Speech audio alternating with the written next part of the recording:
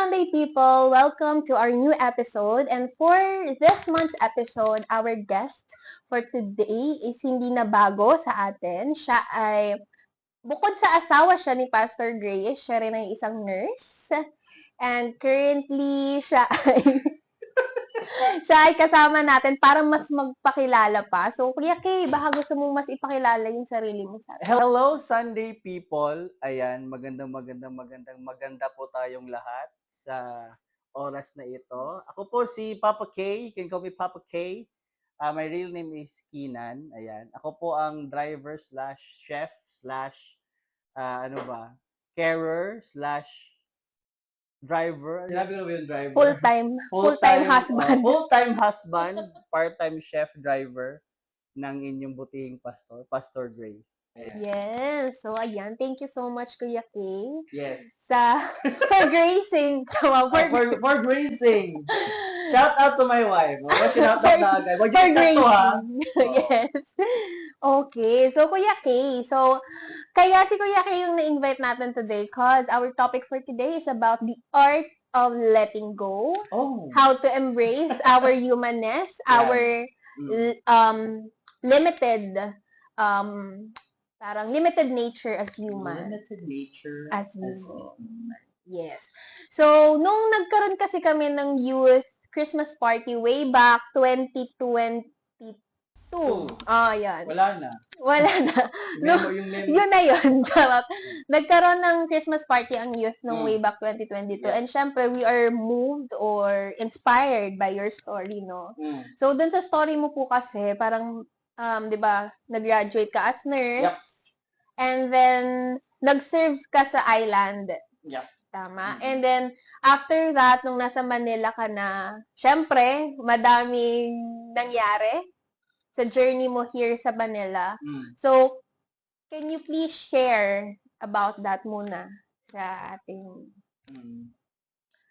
Actually, kung pwede pa nating i-backtrack ng konti, yung ano ko talaga, yung childhood ko masyadong colorful. Though talagang I grew up in a really nurtured. UCCP na UCCP family. So, andun na yung values from the church, yung values sa family. Pero, yung mother ko mismo, siya mismo nag-expose sa akin sa what's real out there. Walang tinago. Like, my mom introduced me kung paano uminom. Wala, yung mga ganung bagay and other things na parang hindi nakikita sa typical na family setting or sa church setting. Talagang, sabi niya, just, i-witness mo lahat. Either witness or i-try. Pero, nagbigay siya ng mga rules or limitations na ito yung gagawin mo or I will allow you to do this. Pero, consequences. So, parang inalaw kanyang ma-experience. Oo, inalaw. Pero personally, na-curious ka po ba? Yeah, in a way. Pero way back, ilang taon ka po ba nun? Siguro, mga elementary, high school. Elementary? Elementary, like 12. Mga ganong edad. Kasi, naalala ko, may mga times na sabihin ng nanay ko, mama, saan tayo? Pagdating bar.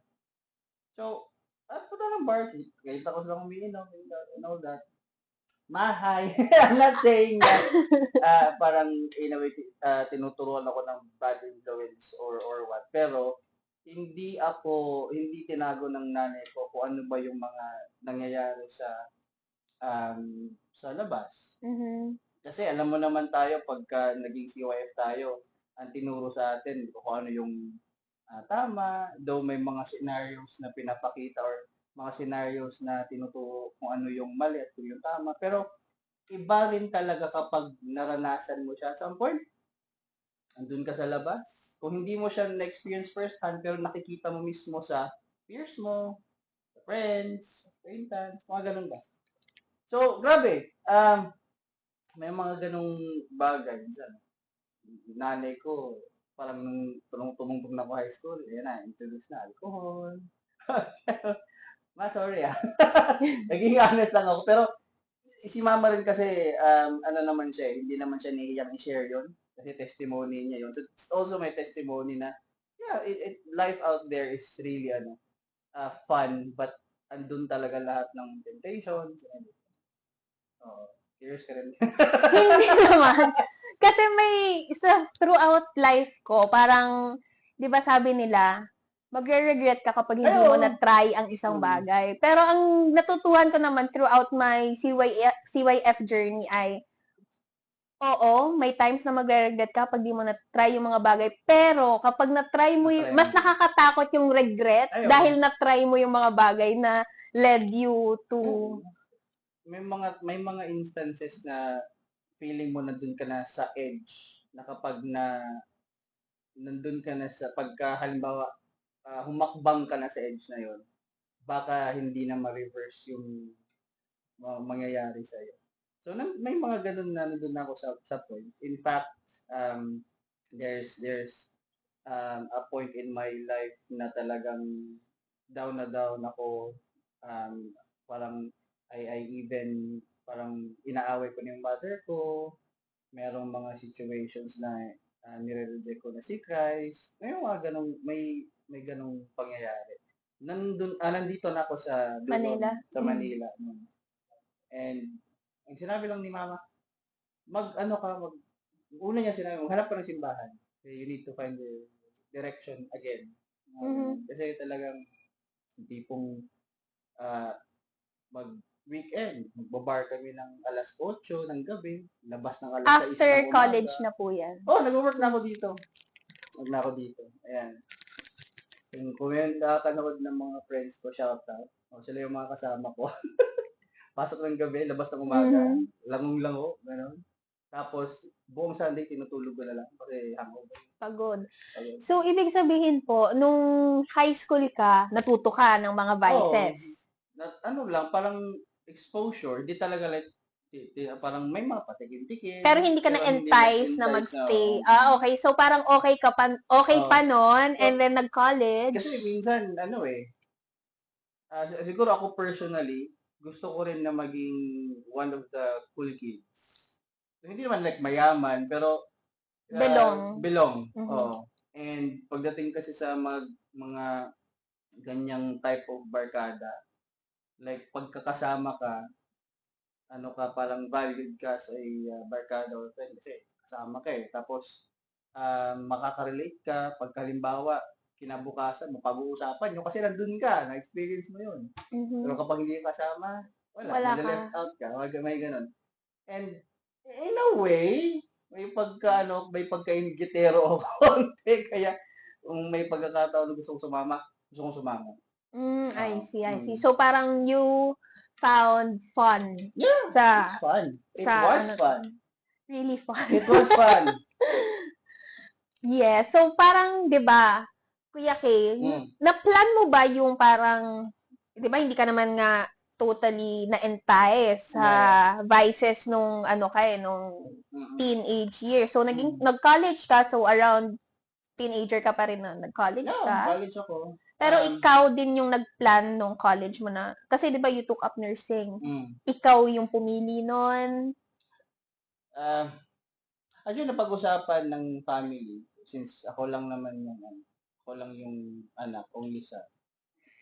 Parang napag-usapan namin na mag-doktor sana. Okay. Tapos college, hindi, sa the college pa lang dapat ay aalis na ako sa Philippines? No, sa poder ng parents ko and magka-college ako somewhere. Pero hindi natuloy. Sabi ng father ko, stay here, mag-nurse ka. Hindi naman kailangan ng gano'n kahabang course na education. So, in a way, parang may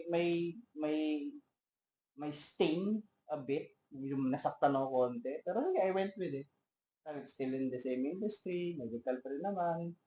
Marami pa namin namang opportunity. Pero gusto mo talaga mag-doctor? Yeah. Oo. At that time. I see. Pero, hindi, ako lang. I see. Pero nung mga kasagsagan ba ng panahong yun? Kasi ako, nung bata, kala mong tanda. Ilang I taon mean, yun? nung younger Mm. self, di ba nung Yeah. high school, uso yung parang vision board? No, I don't have any. Parang, ako rin kasi, marami akong gustong gawin, and yet hindi ko siya like na-put into either a vision board or journal.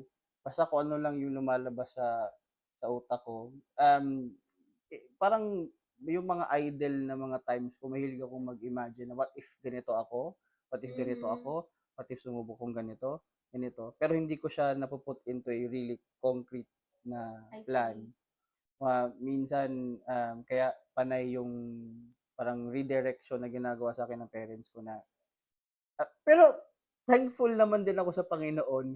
Wala akong na-miss na taon like from from kinder to college. Tuloy-tuloy 'yon. Okay na ako doon. Thankful na ako doon.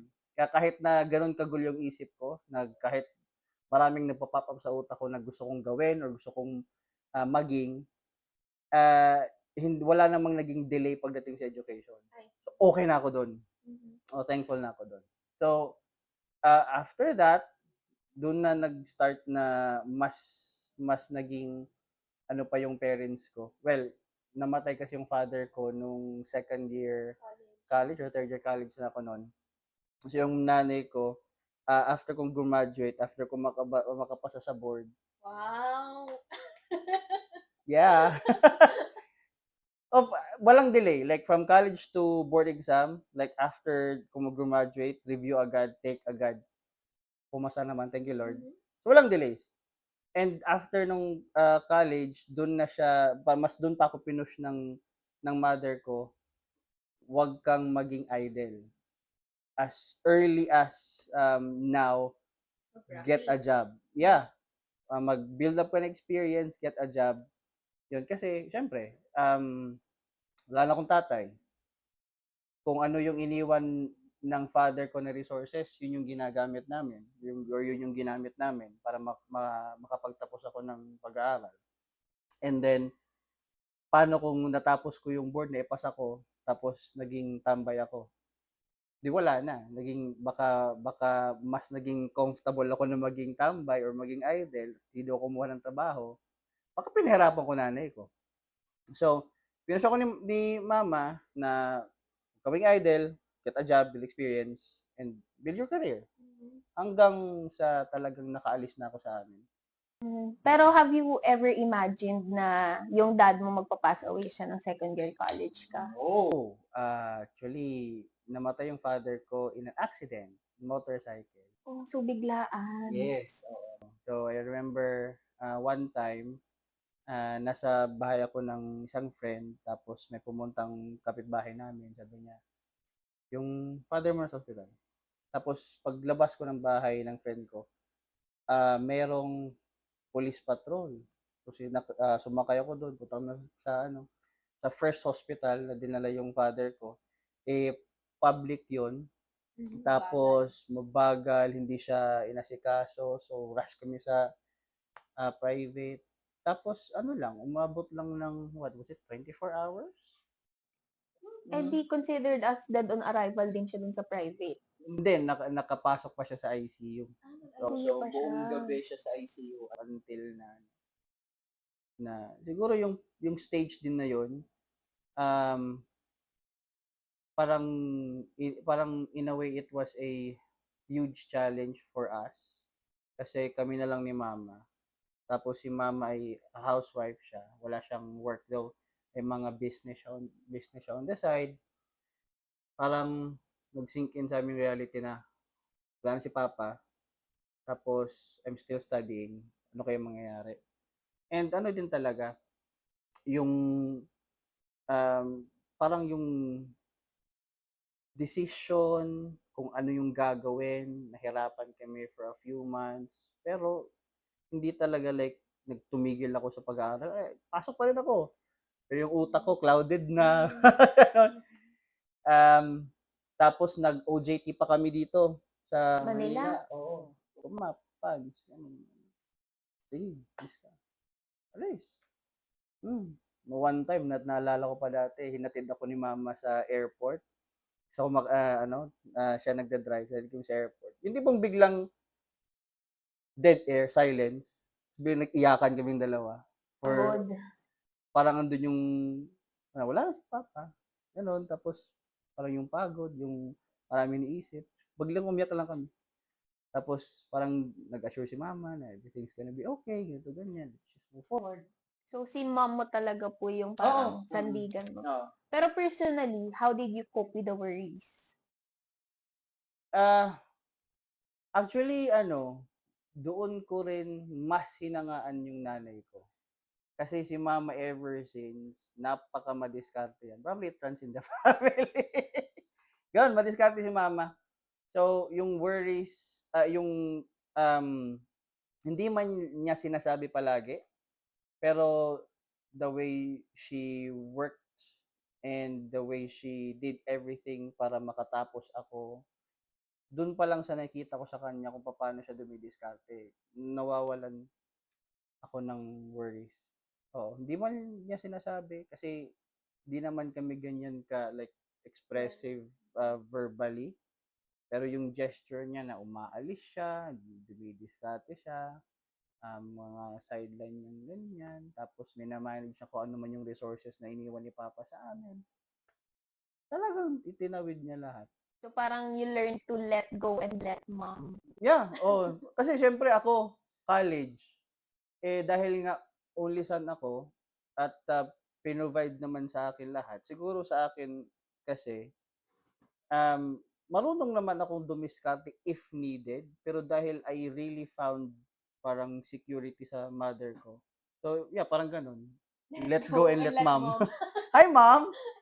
Mama, shout out sa aking mother. I see. And then, after college, nag-take ng exam, Mm. and then, nag-practice sa Yeah, Siargao. di muna. Ay, Nag-practice muna ako sa public hospital sa mainland. ng Ah, Surigao. No, Butuan. That's part Ah, of the same region. Oo. Volunteer. So, walang sahod. Walang sahod. So, parang nakakaano lang no na hingi ka ng baon kasi kailangan mong pumasok sa trabaho. Ayun, oo. Tapos, ilang months din yon. I think almost a year. Sabi ko, hindi pwedeng ganito kasi lisensyado na ako tapos wala akong pera. I need to do something. So, buti lang may opportunity na nag-present. Kailangan kong ma-assign sa island, sa Siargao. O sige, G. Kasi gusto ko rin, parang doon na rin pumasok sa isip ko na dadahan-dahanin ko ng physically na maging independent, na hindi na nakadepende sa mother ko. So, island. Hanap ng place, rent, tapos discard kung paano pagkasya yung kikitain mo. Maliit. Yeah, oo, maliit. Pero napaka-generous ng mga tao doon. Oo. Sana makapag-Siargao kayo. No? Ang ganda doon. Siargao. Oo. Claiming. Siargao. I see. And then after Siargao, Manila. Hindi pa. Oo. After Siargao, bumalik ako sa mainland. Tapos, kasi tapos yung contract ko, that was only a 1-year contract. Tapos, pagbalik ko sa mainland, sa health center ako for a few months. Imagine, Surigao rate, I believe. Oo. Ay, sumasahod ako ng 200 a day. Oh my gosh, pang Starbucks mo lang yun. Oo, as parang job order ba yun? Or something. Tapos, nag-shift na ako. Hindi na ako nag-nurse. Sabi ko, mukhang mahirap Though, okay naman mag-build ng experience, pero kailangan ko talagang kumita. So, nag-decide kami na mag-shift ako ng career. So, from nurse, nag-train ako to become a safety officer. So, na-assign ako sa Surigao, sa isang sa construction company, sa isang malaking minahan doon sa Surigao. So, imagine, from nurse to safety officer. Connected naman.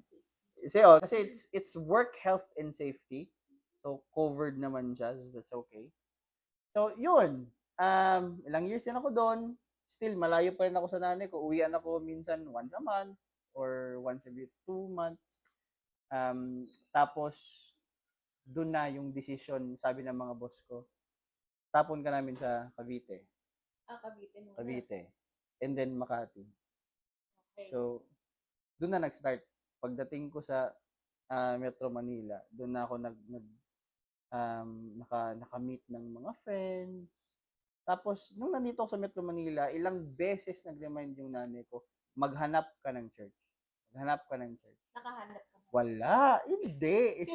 Walang hanapan ng church kasi hanapan na. hanapan ng Joan. At least Hindi. honest. hanapan ng friends. Okay. So, ilang years ka dito sa Manila nun?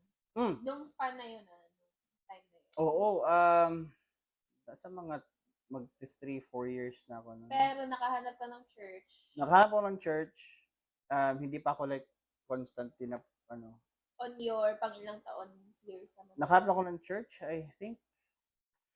Siguro mga second or third year na yata. Kasi, Parang bandang oo. Kasi, during that time, medyo magulo na yung relationship ko with my ex. So nung nasa Manila ka, may Yeah. girlfriend ka? Sa Mindanao. Hindi namin yun alam. Yes! Actually, may isang kwento na medyo medyo mabigat siya na story. I think I'm comfortable na i-share siya kasi parang okay naman na. Yeah, healed na ako. Yung ex ko, if parang may one time na syempre we're in the relationship, bad deeds, of course. Alam na natin 'yan.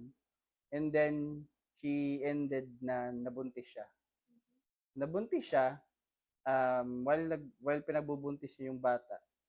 Nasa nasa Manila na ako. Okay. And then may nangyaring hindi ko inaasahan na tinago niya sa akin, hinide niya sa akin yung day na nanganak na siya. Tapos, to find out na, or merong parang may nangyaring situation wherein hindi niya rin inintroduce yung bata sa akin. And somehow, parang hindi niya pinapaklaim sa akin na ako yung father. May mga ganong situation. So, yun, laking gulo yung nangyari. Dun din na break yung trust ko. Imbis na lalapit ako sa Panginoon, mas inuna ko na, kasi syempre, depressing sa part mo na expecting na maging tatay ako. Tapos, ang mangyayari pala hindi pala ako ang tatay or hindi pinapaklaim sa akin yung baby. Pero sure ka kung... Well, for now, hindi pa siya resolved in a way. Pero hindi na rin siya naungkat at hindi na rin siya, kasi andun yung parents ko eh. My mother knows her. Alam kilala ng nanay ko yung babae. Pero hindi siya lumapit sa nanay ko. Nag-iwan ako ng resources doon, sabi ko, ito yung kailangan mo para sa childbirth. Hindi niya tinanggap or hindi niya kinuha from my mom. So, parang yun yung mga signs na what does that mean? Ako ba ang talagang father ng bata or hindi? Or ano ba? So, yung confusion nag-set in, yung depression nag-set in.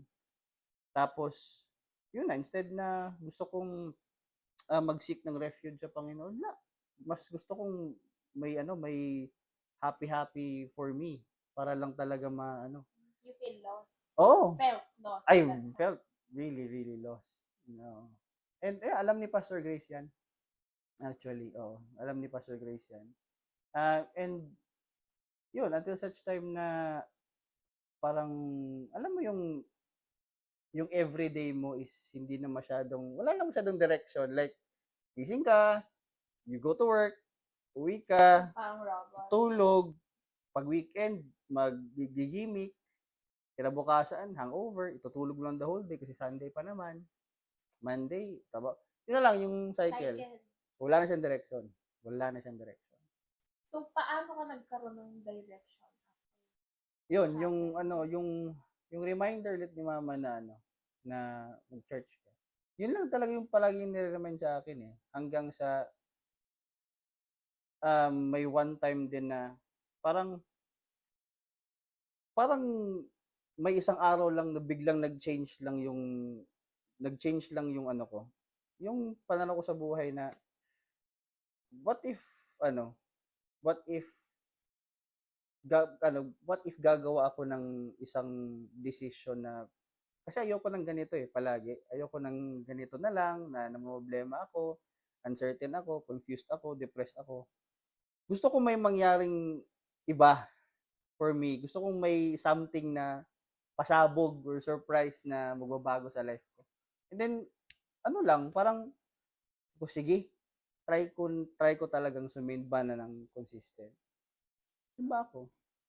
Ayan, pero gumigimik pa rin ako ng Sabado. Pero kinabukasan, kahit na masakit ng ulo, sabi ko, hindi, simba ako. Simba. Tapos, hanggang sa, ano na, parang andun na yung consistency. Yung pastor doon sa Cosmopolitan Church, nag-announce siya, kailangan po namin ng drummer sa praise team. Boom! And yung pastor noon is Si Pastor Grace ang isa sa mga associate, pero yung nag-announce is yung admin pastor nung time na yun, si Pastor Al. Yun ang namin sa kasal. okay. Oo. Sa Visayan service kasi hapon, sabi niya, kailangan namin ng drummer. Kung sino man yung gustong mag-volunteer as drummer. Ay, matik. Sabi ko, bumalik yung spark. Kasi, nung bata pa ako, like elementary, nagda-drums na ako sa local church namin. Tapos nawala yon nung nandito na ako sa Manila. Or nung nag-work na ako, nag-start ako mag-work. Kasi, dahil nag-set in na yung work, di na masyadong nakapag simba, lalo na nung sa island ako, hindi na nakakapagsimba. So yung ginagawa ko dati nung bata pa ako na active sa church, nagda-drums, napaka-active sa Sunday school, sa CYF, nawala yon. So, nung time na yon, nung parang sabi ni Lord, ito, mag-drums ka ulit, tayo natin. Grab ko kagad. Sige Lord, drums ako. So, yung Sabado ko, instead na ginigimik ko na siya. Pinapractice ko na siya. And grabe yung, alam mo yung bumalik yung sigla. Parang at least, kahit sa maliit na bagay na yon, happy ako. Nagkaroon ka ng lead. Kasi nakakapag-drums na ako ulit. Happy ako. And then from drums, from praise and worship na team, nakilala ko ang praise and worship team, meet ako ng mga bagong friends along the way. Doon ko na rin na-meet si Pastor Grace. Parang nag-domino effect. Oo, doon na rin. Kasi drummer din siya. Nagda-drums din siya. Actually, doon sa Cosmo. Doon din naman palagi. Pero nagda-drums din siya. So, doon na. Mga small things na nangyari, na-appreciate ko yun. Kasi sabi ko, parang ang laking bagay na pinagpapasalamat ko siya. Kasi kahit maliit na bagay siya, doon nag-start na nag-build up yung malalaking changes sa buhay ko. Alam mo yun, like bumalik yung sigla ko sa church, yung hindi naman totally na nawala yung depression, pero alam mo yung hopeful ka everyday, mas pakonti-konti nagkakaroon ka na ng purpose to move forward. I know that. So, I'm really thankful. Pero nung kasagsagan po nung period nung ayun nga po, parang cycle, paano ka po nag-cope sa uncertainty? Coping uncertainties, wala. Di kasi parang sa akin kasi, I'll just go with that cycle hanggang saan ako aabutin. Parang gano'n na lang ba? Total, nag-work naman na ako. So, may pera naman na. Yung parang, minsan, yun din yung inaano natin. Dahil nag-work naman na, kahit na, kahit na cycle na lang yan, at least may pera naman. Oo. No, hindi nga ako nakapag-build masyado ng assets. Wala kasi, ginawaldas ko lang siya. Wala, oo. Wala. So, walang solid na, walang solid na plan for the future talaga. Pero sa ngayon have you found your po? Pagdating kasi sa purpose bilang isang individual, ano yan eh, magdedepende yan sa kung ano yung role natin bilang individual. Kasi, ano bang purpose natin bilang anak, bilang asawa, bilang kapatid sa pananampalataya. So, iba-iba yung purpose sa different na roles na meron tayo as a person. Pero kung sasabihin natin na ultimate na purpose, of course, meron tayo niyan. Lahat tayo, meron tayong ultimate purpose in life. So, isa-isahin pa natin. Hindi. Of course, sa akin, as a husband, is just for me to love my wife in the best possible way that I can. Oh, alam mo yan, love, ha? Hindi, oh. Tanggap naman ni uy, naiyak ako! Ayoko ng ganito! Tissue, Proti! Tissue, de. Tanggap naman kasi ni Pastor Grace kung anong nangyari sa akin in the past with my ex. In fact, napag-uusapan namin siya, yung situations, mga ganong bagay. And yet, walang andun yung assurance na whatever happens, if ever yung past ko will haunt us, mas pinanghahawakan namin yung hindi mo siya parang cliche, no? Pero pinanghahawakan namin yung sinumpaan namin na we really parang love each other, mahal namin ang Panginoon, mahal kami ng Panginoon, and mahal din namin ang isa't isa kung paano kami minahal ng Panginoon, um, hindi man namin mapapantayan, pero at least second to it, mapanghahawakan namin yung love na yon, tapos yung trust for each other, mga ganong bagay. Oo, 10 years almost na 10 years sa marriage. Oo, 'di ba? Yung iba, syempre 10 years. Yung iba medyo andun na yung pag-drift apart, pero yung sa amin talaga is getting stronger kasi consciously naming ini-effortan yung relationship at yung marriage. Hindi kasi yung talagang dahil love mo, hayaan mo lang na mag-flow yung love. Tapos dahil walang masyadong effort, parang nawawala, nagva-vanish. It takes effort. Kasi pag nawala na yung honeymoon phase, nawala na yung kilig-kilig, edi effortan mo na magkaroon ng kilig ulit. Hindi naman kasi na yung kilig lang is kung ano lang yung yung kilig naman is hindi free flowing. Kundi yung kilig, ini-effortan mo pa rin yan. Like you greet your spouse in the morning, hug, kiss, or luto ka ng breakfast or something. Ganon. So, yeah, alam ni Pastor Grace yung past, pero hindi kami natatakot ni one bit kasi talagang pinanghahawakan namin yung promise ng Panginoon sa amin at yung promise namin sa isa't isa. But in the present, ngayon, Mm. meron bang uncertainty sa life mo na willing kang i-let go? Kasi di ba parang ang napag-aralan namin, I mean, throughout my journey as a Christian, di ba parang ang sabi is, human wisdom calls for certainty. That's what we like, di ba? Pag certain tayo na, okay, kapag ito, pagkatapos kung magawa to, ito yung next, then ito yung next. Sa life mo ba ngayon, may gusto ka ba, yung may uncertainty sa life mo na parang you have chosen to, o sige na, bahala na kung ano mangyari. Oy, de, ano yung sinabi mo ulit? human, ano yun? Yung sa human wisdom, Ah, parang okay. we crave for certainty. Parang halimbawa sa edad ko, okay, after ko ng college, boards, then I work, and then gusto ko pa ulit nito. Parang, Mm. parang I give myself a timeline. Parang Mm. ganon. Bukod sa timeline is, I wanna be certain na ito, maabot ko to. Parang ganon. Ay, um, Makuha ko to, ma-achieve ko to. siguro isa yan sa mga bagay na pinagmumulan ng mga petty arguments namin ni Pastor Grace. Sorry, laba. Hindi, alam niya yan kasi ako napaka-impatient ko.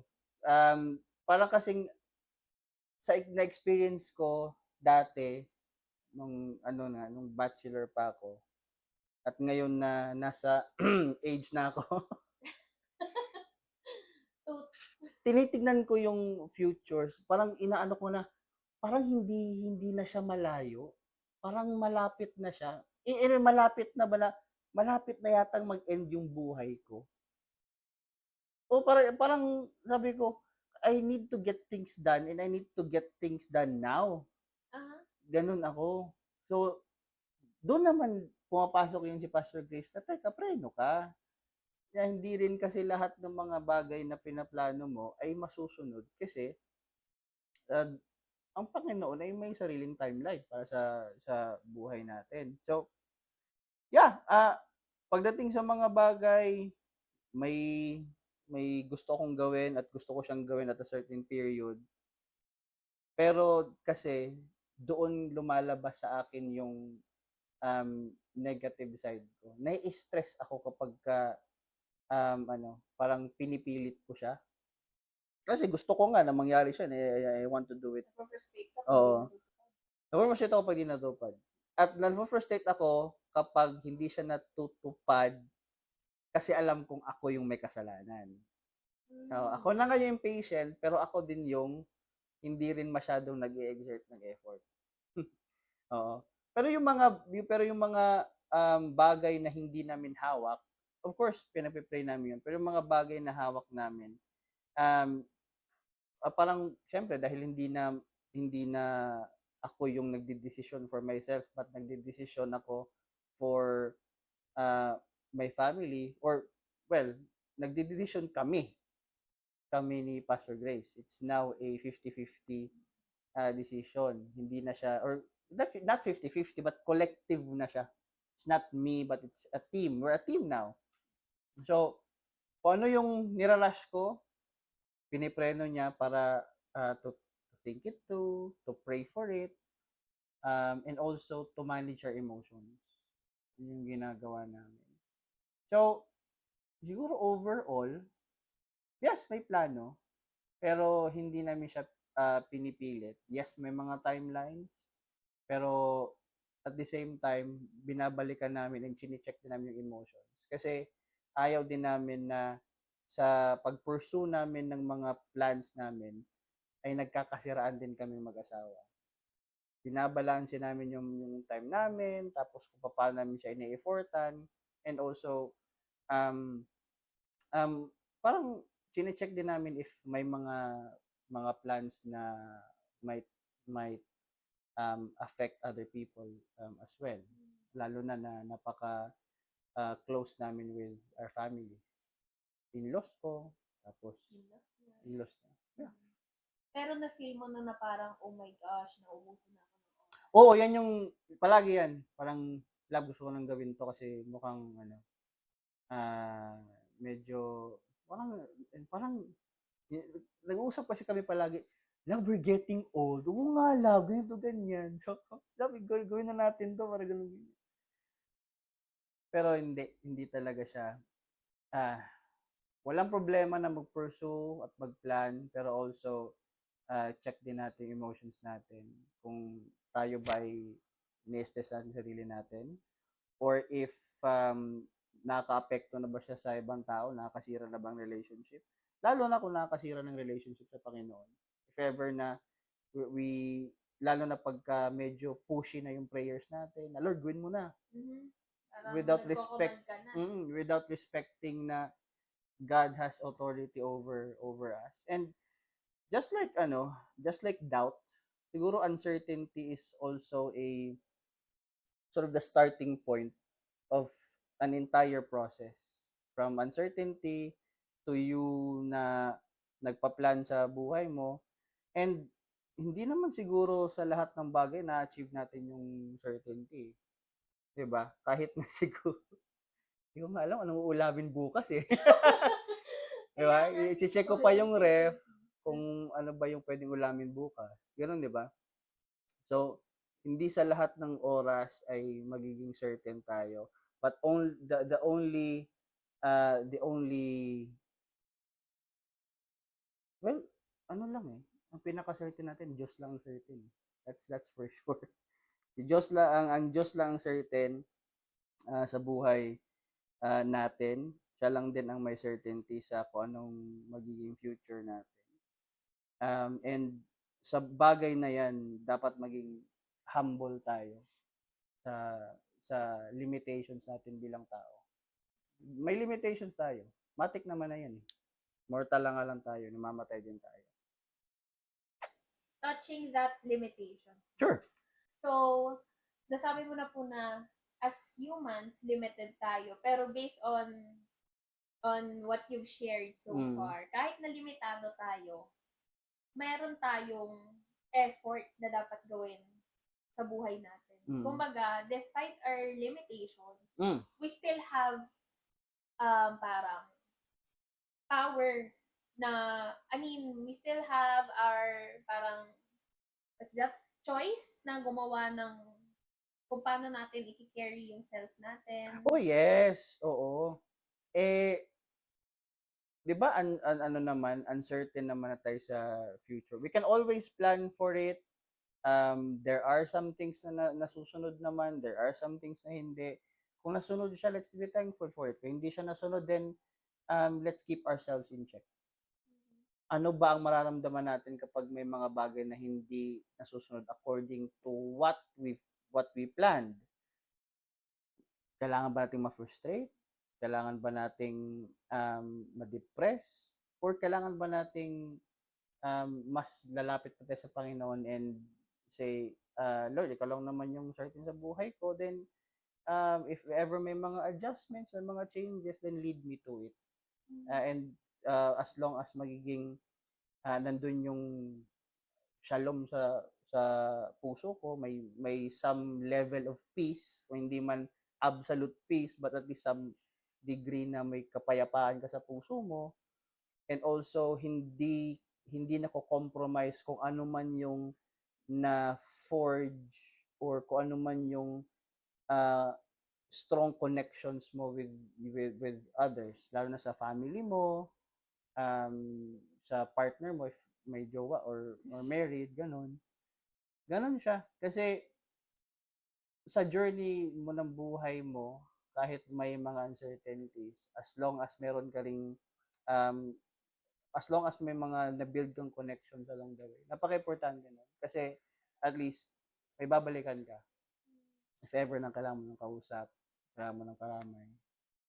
And lalo na pagka may mga karamay ka sa church or sa family talaga din. Pero, ayun nga po.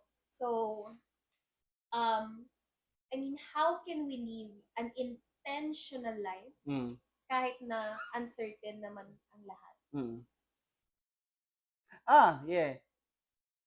Palagi ko siyang sinasabi, lalo na pag may mga moments na nagkukwentuhan kami ni Pastor Grace, na everything that we do should be well thought out. Na pagka kasi pinipilit, dun tayo medyo nadadapa. So, kahit sa mga maliliit na bagay, how we act, how we speak, dapat napag-isipan siya ng maayos. Ganon siya. Kasi kapag parang doon mo napapractice yung pagiging intentional mo sa lahat ng bagay, kapag nagsisimula muna siya sa pag-process muna.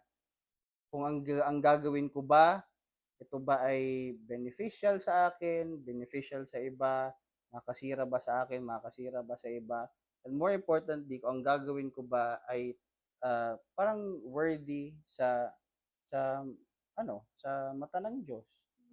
Ganon.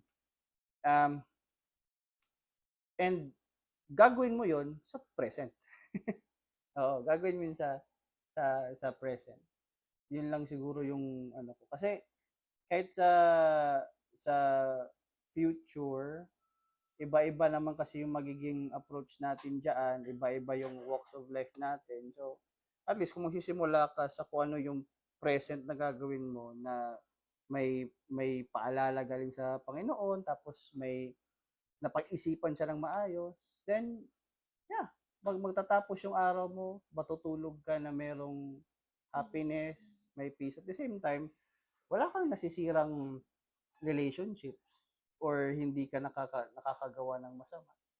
Ano? Looking back, was there any parang regret per se or parang should have been from the past?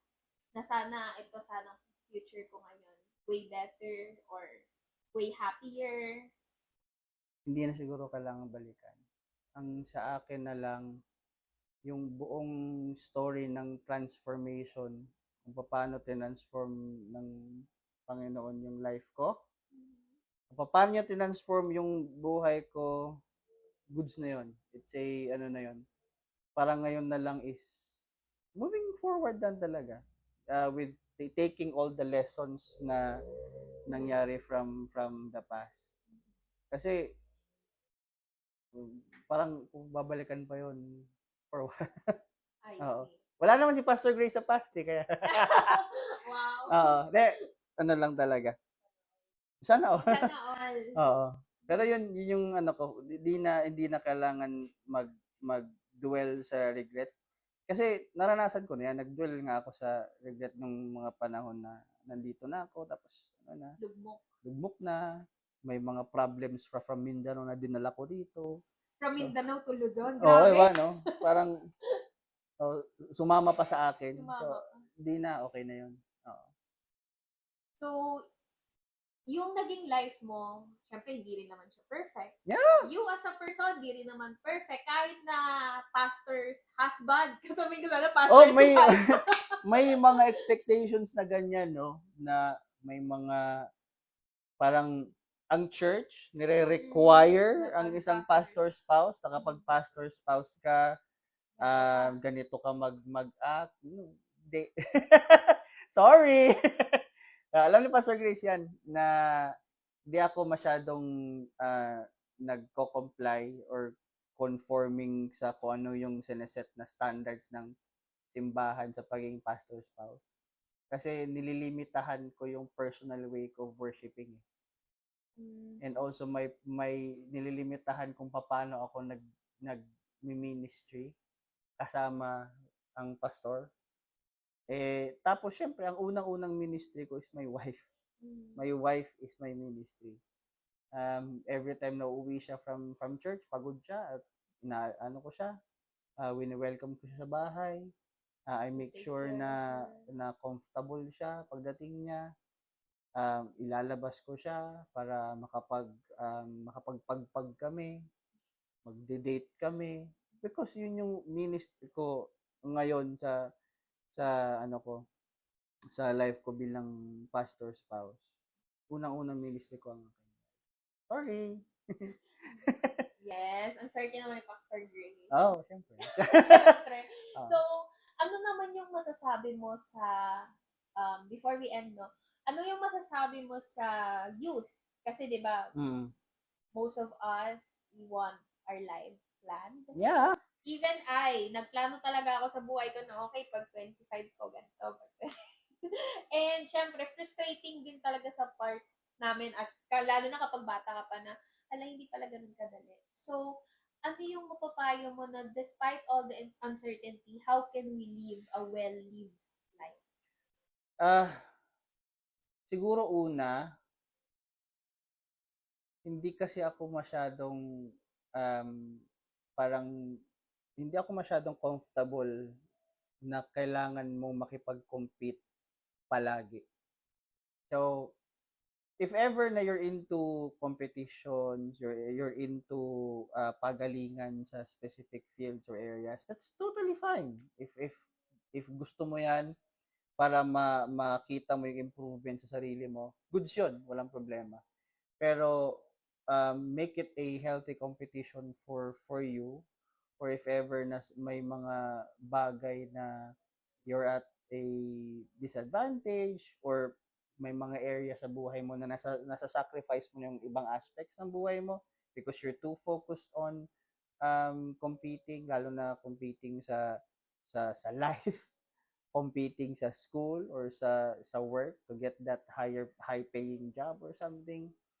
Yeah, pwede naman gano'n kasi yun naman, dun naman din tayo nakakuha ng some form of satisfaction. Every time na we excel sa isang specific area, whether it's school, work, and life in general, may satisfaction tayo. Nakakuha tayo ng feel good feeling, di ba? Pero, paano kung hindi? Paano kung may mga failures?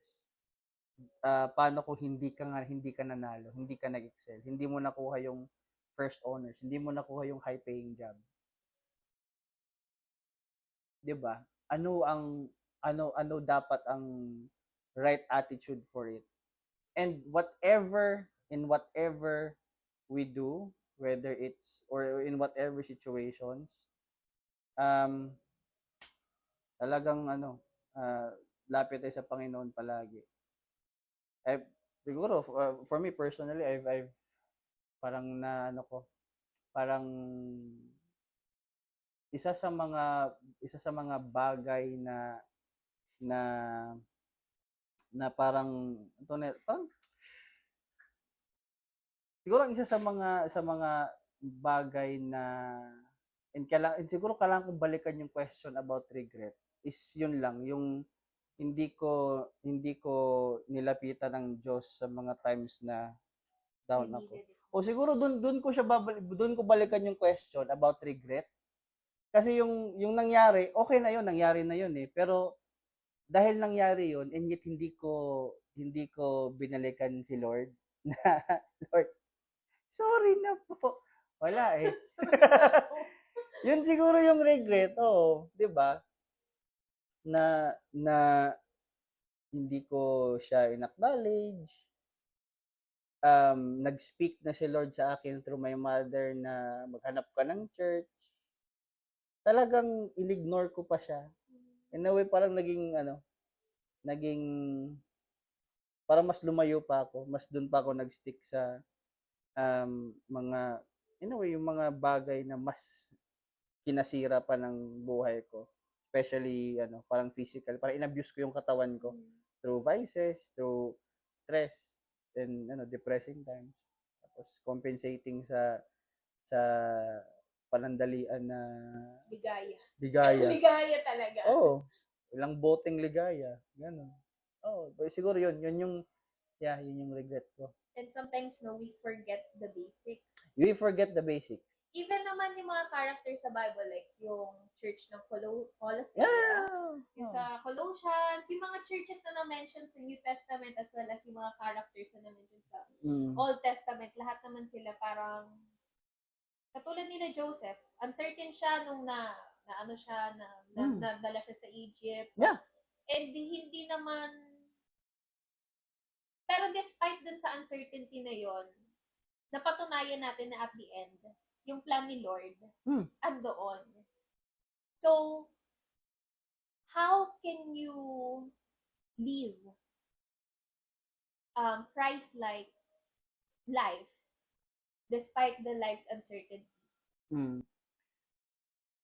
Di ba kilala ang Christian community way back sa parang after Christ, tapos kilala ang Christian community as mga mabubuting tao. They help the people. Sila yung in a way unang parang testimony sa pag-share ng God's love eh. Yun lang din naman, 'di ba? Na naka embed naman na sa atin sa mga ginagawa natin sa church, kung ano dapat yung Christ-like na pamumuhay. Yung syempre, number one is tayo ang magiging example kung papaano tayo mamuhay or kung paano namuhay si Kristo sa atin ay isi-share din natin sa iba or maging example tayo sa iba. And so when it comes to any uncertain situations, wag nating kalimutan na maging good example, na may pakita yung pagmamahal ni Kristo, minimize judgment. May hugot talaga eh. Minimize any form of judgment. Kasi ang timeline natin ay hindi pareha sa timeline ng iba. So we are not in the position to place any form of prejudice or judgment sa tao. Kasi malay mo, iba rin yung way ng pangungusap ni Christ sa kanila. Eh, diba, common naman yan sa community. Lahat kahit nasa church community, may mga dinidiktahan natin yung kapatid natin on what to do kasi yun yung nangyari sa buhay mo, which is hindi naman siya maganda kasi iba naman kung paano mag-work si Christ sa buhay nila at sa buhay mo. Iba-iba yung timelines. Sinabi ko nga nung nagkwentuhan kami ni Pastor Grace na when it comes to a life of a person or a human being, matatawag ba natin na hindi namuhay ng Christ-like ang isang tao?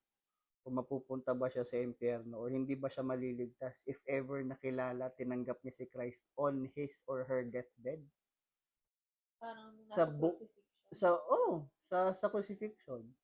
Kung sa buong buhay mo namuhay ka na hindi naayon sa dikta ng Panginoon sa iyo or kung namuhay ka na malayo sa Panginoon, hindi mo siya kinilala, and yet on your deathbed, doon mo pa siya tinanggap at kinilala.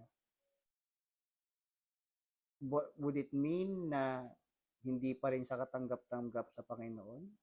So, sa mga ganong bagay, sa ganon na scenario, we are not in the position to judge people, but yet mas maging mag-build pa tayo ng humility at i-acknowledge pa natin na hindi tayo worthy, but yet God loves us kung sa kung ano mang imperfections natin.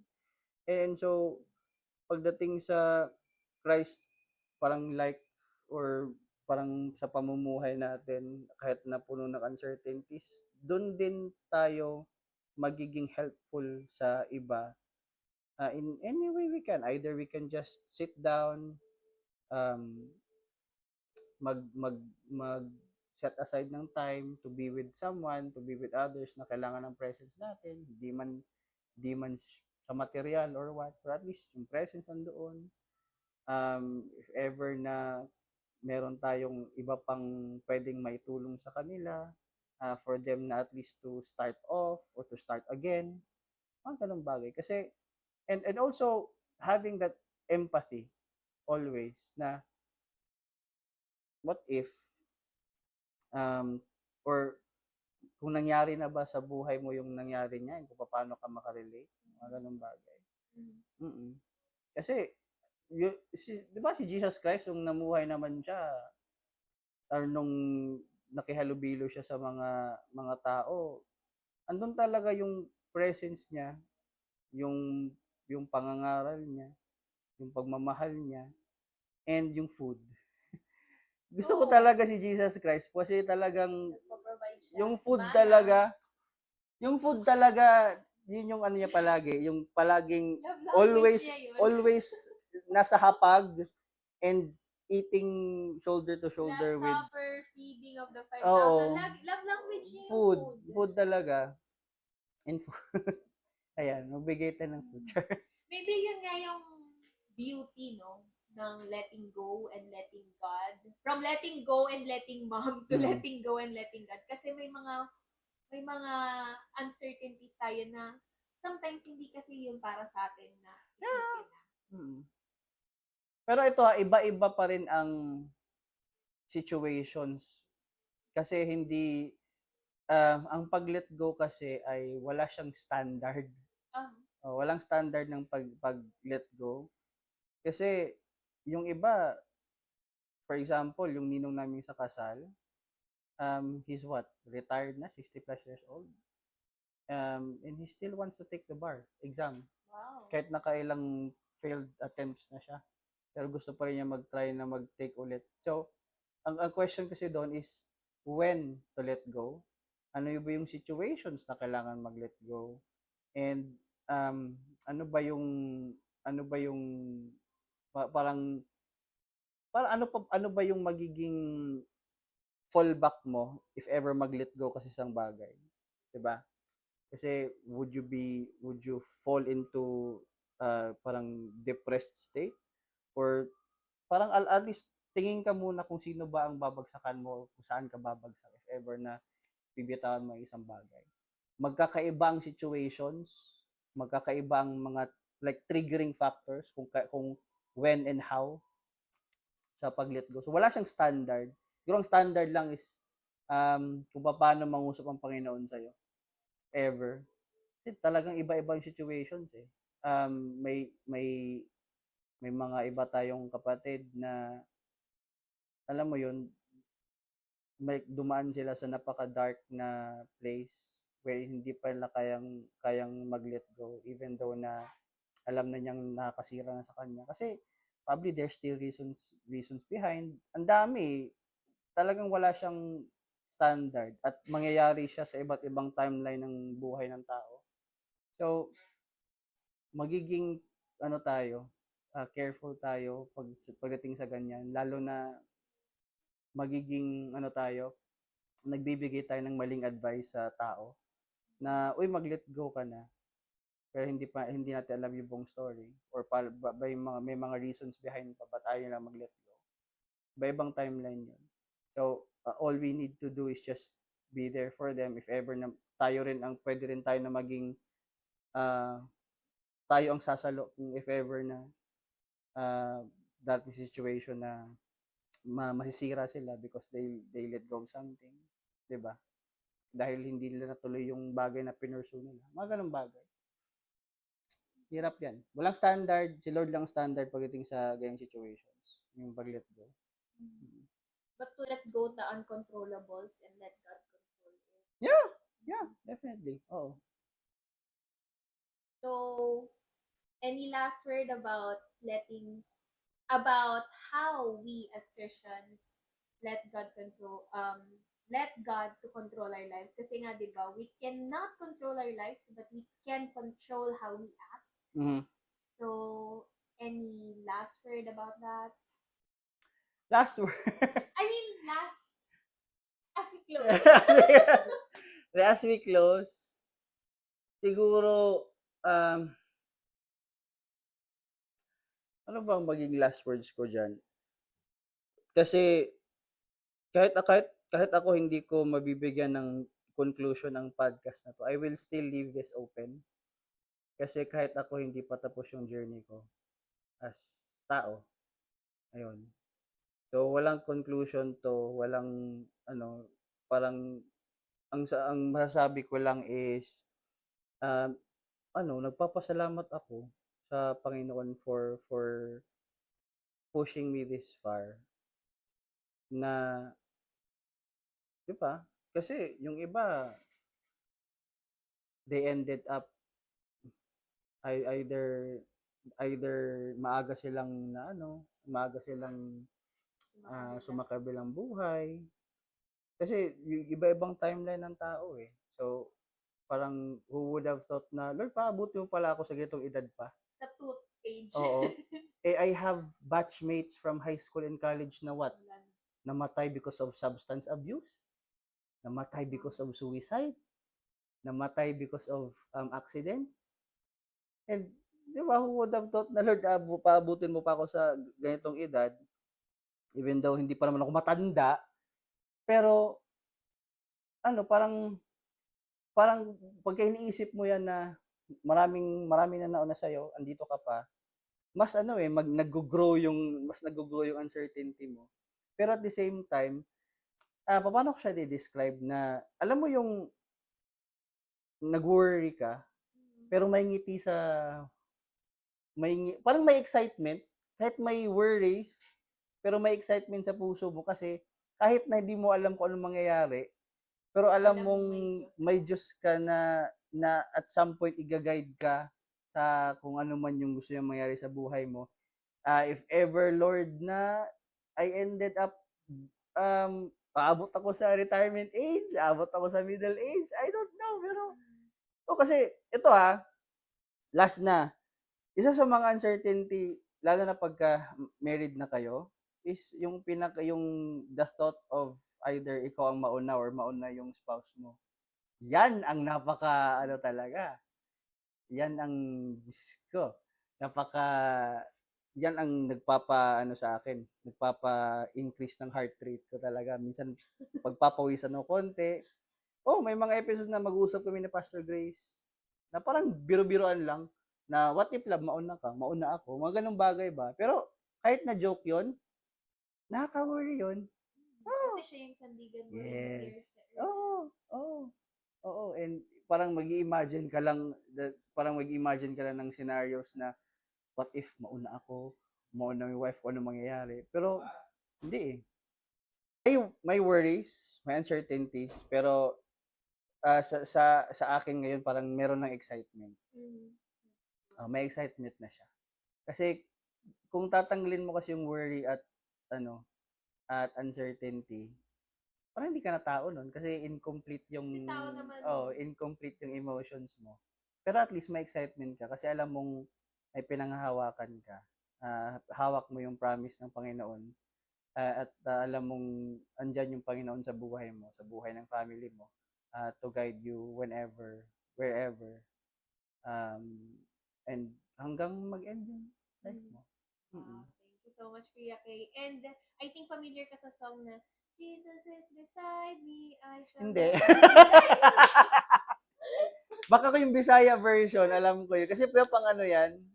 Dito sa Manila. So parang ganun yung Okay. na visualize yung sinasabi mo na habang naglalakad ka, hindi mo alam kung anong patutunguhan mo. Pero Jesus is beside me, I shall not be moved. Ganon. Yeah. Yeah. Paki-play ng song editor sa last clip. Tapos gumaganon ako. Yan. Ayun. Thank you so much, Kuya Kay. Thank Sa you. lahat na share mo sa amin. Yes. And thank you so much as well, Sunday people. See you next episode. Jesus is my Savior, I shall not be moved. In His love and favor, I shall not be moved. Just like a tree that's planted by the waters, I shall not be moved.